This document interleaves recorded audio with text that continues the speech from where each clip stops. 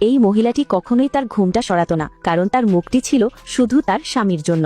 তার পুরো বিশ্বাস ছিল যে ঈশ্বর বিমানবন্দরে তার স্বামীর সাথে তার দেখা করিয়ে দেবেন। ঠিক সেই সময় এক দরিদ্র লোক সিকিউরিটি চেক পার হচ্ছিল। তখনই হঠাৎ অ্যালার্ম বেজে ওঠে। গার্ডরা তখনই তাকে ঘিরে ফেলে এবং তাকে জামা কাপড় খুলতে বলে। সে যেমনই জামা কাপড় খুলে, সবাই তার শরীরে অনেক ক্ষতচিহ্ন দেখতে পায়। তখনই সেই মহিলা ধীরে ধীরে তার কাছে আসে। সে ওই ক্ষতচিহ্নগুলো দেখে মুগ্ধ হয়ে যায় আর তাকেই নিজের স্বামী হিসেবে বেছে নেয়। কিন্তু লোকটা সাথে সাথেই না বলে দেয়। সে বলে, আমার বাগদত্তা আছে, আমি তাকেই বিয়ে করব, আর সেখান থেকে চলে যায়। মহিলা সত্যিই অবাক হয়ে যায়। এই প্রথম কেউ তাকে প্রত্যাখ্যান করলো। সে তখনই তার অ্যাসিস্ট্যান্টকে বলে ওই লোকটার সম্পর্কে সব তথ্য বের করতে। ওদিকে লোকটা যখন বাড়ি পৌঁছায়, সে দেখে তার বাগদত্তা অন্য একজনের সাথে বিছানায় রয়েছে। বাগদত্তা তখনই বলে ওঠে এই মাসাজ করতে এসেছিল। লোকটা তবুও তার কথা বিশ্বাস করে নেয় এবং তার জমানো সব টাকা তাকে দিয়ে দেয়। সে বলে, আমি বেশিরভাগ সময় দূরেই থাকি, তাই আমাদের বিয়েটা খুব ধুমধাম করে হবে। বিয়ের দিন চলে আসে। লোকটা স্টেজের সামনে দাঁড়িয়ে নিজের নাম শোনার জন্য অপেক্ষা করতে থাকে। কিন্তু বাগদত্তা তার প্রেমিককে স্টেজে ডেকে নেয় আর বলে, আজ আমি একেই বিয়ে করব।